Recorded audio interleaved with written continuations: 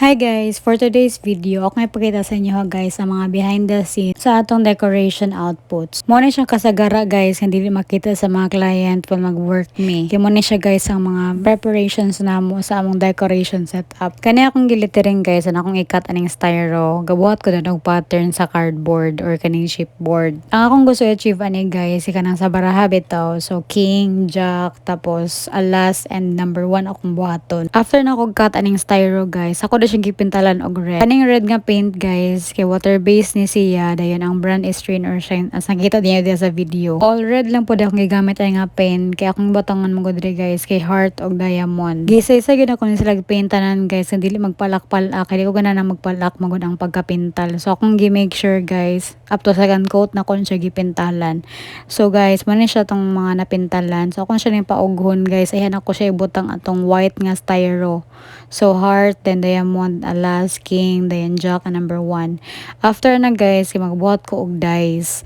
So kaniga measure ko daan dire guys. Ako gamit dire nga styro is 2x4, then thickness is 1/2. Ako ang i-make dire nga dice guys kay tulo ka buok. Ang duha kay parehag size, bigger than the other size, and ang isa is gamay. Ang sukod sa first dice nga dako guys is 2x2, so 2 feet by 2 feet. Sa isa kadaan ka dice guys, atong kailangan nga mga sides niya para ma-form og square are 6 ka buok cuts. Kinahanglan pud guys ang tigone mo ang mga sizes kay basin dili niya magtungod bitaw para nang uban ako nahimo kay wala gyud siya nagtungod. After cutting the 2x4 styro guys into 2x2, so ako na po siyang i-attach guys. So mag-use sa diri og glue gun and glue stick. So dili lang pud kay init kaayo, then sakto lang gyud guys ang temperature nga imong i-apply. Kung init bitaw kaayo, malanay kaayo ang styro guys and magpalak-palak siya, then magabuslot bitaw. So dapat sakto lang gyud ang temperature nga imong gamiton diri. First na ko nga gi-attach guys para maka-form ko og square kay ang mga kilid sa gyud. Then ipalas na nako guys ang bottom, then ang top dayon. So kani guys, gihumanan nako dayon ni siya no. Kay ang first na ko nga dice guys is color white lang siya. So mo na akong first dice. Then ang second na ko nga dice guys is color black. Then ang next na ko nga dice katong kinagamyan is color red. So kani after attaching the four sides guys before atong top ug ang bottom, nagkamali pagid ko guys kay wala gyud siya nagtungod. So dapat di ang top niya mas bigger siya guys kay siya man gyud taklob. So siya bito ang bigger size sa tanan kay siya may finale something ana. After na ko guys na-attach ang 6 ka sides niya, nagpinta lang po din ko sa isa niya ka dice no kaning box. So mura siya midnight blue nga mura grayish black man ang color na ano, pero pag ugaan na niya guys kay black gud kana siya. So kalas kini siya pintal po no kay tanan big mong sides pintalan gud nato. Then well gapagol lang pud mi atong mga gipang pintalan na mga dice guys. Nag-attach na pud sugod aning mga gipang cut na ko ganina kay naugan na pud siya. So medyo wala na siya na center ang heart there no, pero sige na lang good oy. Then guys, design yun na yun ng hiwi-hiwi guys sa basin makaingon ba nga nahiwi siya. So gituyo yun na siya gihiwi guys. And nag-attach siya pud ko guys sa uban aning mga butang nako aning card na ko nga buhaton. Sa kaning isa ang king mana naman na siya. So ang next guys is number 1 na humana pud siya diamond akong gibutang din na. So pasagdi lang na yun ng mga gubot no kay ana gyud na among area guys. Kaya nag-work mang good me and medyo gubot gyud itong area. And next na ako guys is kaning jack. So i-attach lang po na ko siya dira guys. Bali akong giyong gi-decidean nga red lang sila tanan para uniform. Kaya di ko na magwag kalan rakas bito ang color sa mga cards. Medyo kugihan kay ko aning panahon no. Kaya ganahan yung game mga styro props guys. Kung ta po ningon ani pud ko perminti ka kugihan mag-edit sa mga videos para sa akong mga vlog. Kaya honestly good guys, I'm trying to upload videos good nga mga vlogs every day pero kapuyan jud kay ko mag-edit. Makasanaon lang kita nang magsigig upload og mga vlogs no. Like unsa man ninyo nga perminti man makugihan kanang kay edit na ko guys akong mga vlog kaya makaingon ko ba unsa nang po i-chika nang ko ani mahutdan naman tag istorya. Pero guys salamat kay sa mga pagsuportahan and may mga uban nag PM sa ako ano nga magtagad gud sa akong mga vlog. Salamat gud kaayo sa yung pagtan-aw sa akong mga video. Bitaw balik na ta sa tong chika ani akong gibuhat nga mga prop decors guys. So guys wala na ako gibutang ng mga ipampilit na ko guys nga basa pa gud siya ka ang tendency magkampat yun siya tanan. So dapat make sure pud nato nga magbutang butang ta sa mga ginapintala na to nga mga cutouts kay uga na gid pud siya guys, like literal gid siya nga dry ha, dili siya basa-basa, dapat dry gid kaayo siya. Isa po guys nga tip na ko sa inyo kung maghimo og mga cutouts nga mga styro, kinahanglan make sure po din nato guys nga atong gigamit nga styro kay lig-on, kay naa po yung mga type sa mga styro guys nga humukon kay siya kada cut nim bitaw kay dili ra kay siya mabali, gamay nga hangin, gamay nga lihok, mabali din siya largo. Tina po yung mga styro guys nga gahion siya, so muto akong ganahan gyud.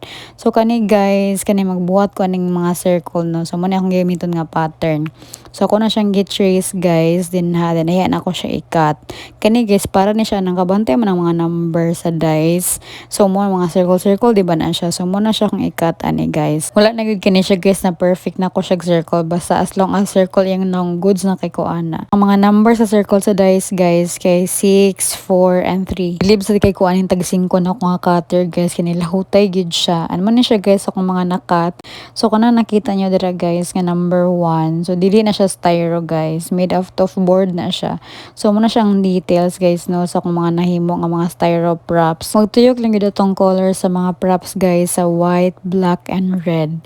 Then man siya tong mga cards nga nahimo guys, paying into details gid kaayo ko ani. And also guys, ako lang i-flex no, neat ka tong pagkahimo gid ani. Then kaning Roman numeral guys, ako lang po na siyang gi-manual cutting sa styro. Then gi-roller lang po na ako para ma-straight siya guys. After itong whole day preparation sa itong mga props and decor guys, nanta diri sa College of Engineering diri sa IIT. So guys, gabiin na mo na siya gi-set up kay pagkaugma pang event ani para prepare dadaan karon. So amo na siyang i-decor guys. So while waiting diri na pay event sa sulod guys, so mo ni siya guys atong area nag-waiting pa gyud mi diri.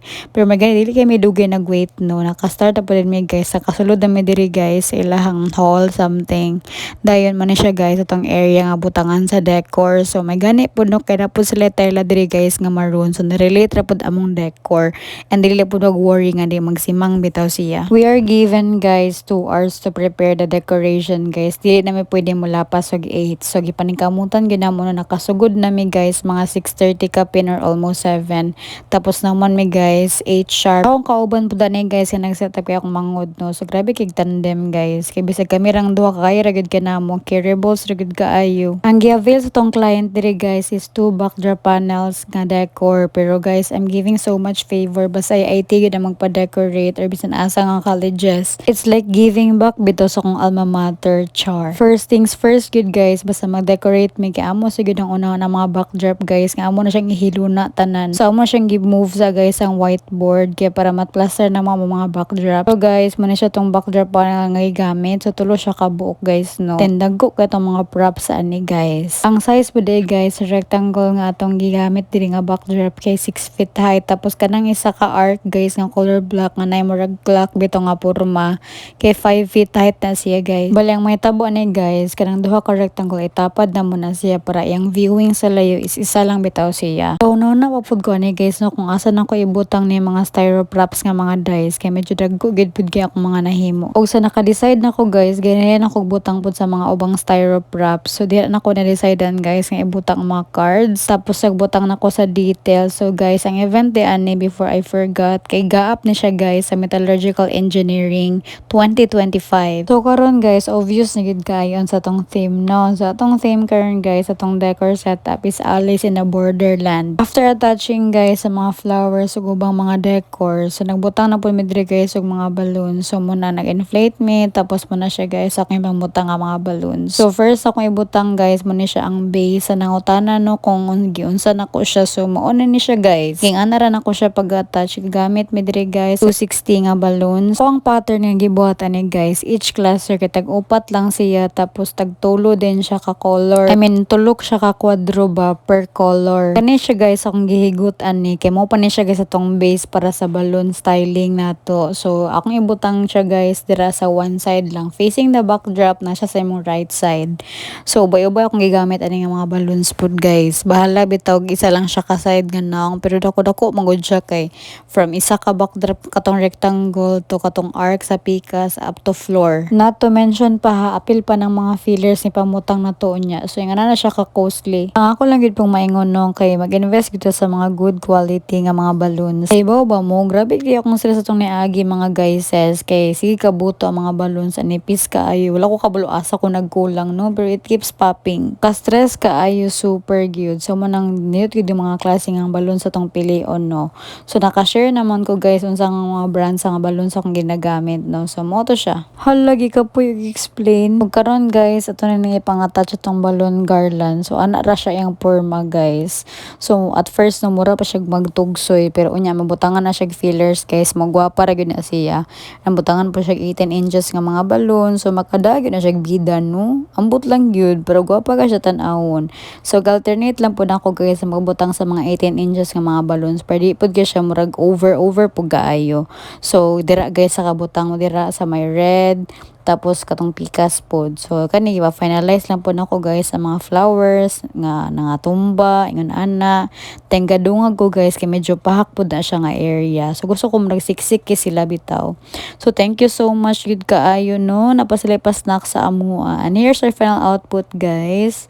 So Alice in the Wonderland dili Borderland. So mo na siya guys atong color red, black and kuan white. Then nagbutang kog accent dira nga gold. Dayon nagbutang mig lights. So kanang gigamit na mo dira nga lights guys kay dili siya maglihok-lihok no. So steady ra gid kay siya. Ang ganahan ra pud kay ko guys kay gwapa ka siya sa picture gyud. And thank you so much for trusting and thank you so much for having us. Then sa mga gusto mag-avail sa mga services guys, message lang mo sa mo. Ay gud mo kaulog approach kay willing gid kami mo hatag sa mga rates no. As long as bitaw mo tubag lang pud mo guys sa mga pangutana pud sa inyo ha. So give and take lang gid pud guys. Overall no kung ako na siyang i-rate among setup nasa mga 11/10. Huy, char, bitaw gid oy. Ito anyways, nahuman ra na siya guys, mga 1 hour. Kapin lang gid siya. Di mi pwede magdugay-dugay no, kay ang gibayaran ra diri nila kay taman ra 8 PM. And kailangan na pud mo uli kay na pa may event for the next day. So thank you so much gid kaayo for having us and manguli nami guys. Kailangan na gid pud na mo uli guys kay nami heavy day and rough day, long day for tomorrow. So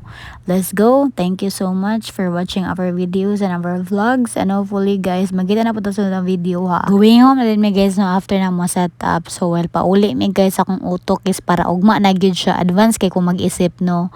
Sige nun anak ko guys unsay first ako buhaton unsay sunod gi-program ako dan sa akong utok ba unsay dagan sa akong adlaw pagkaugma. Thank you so much guys for watching.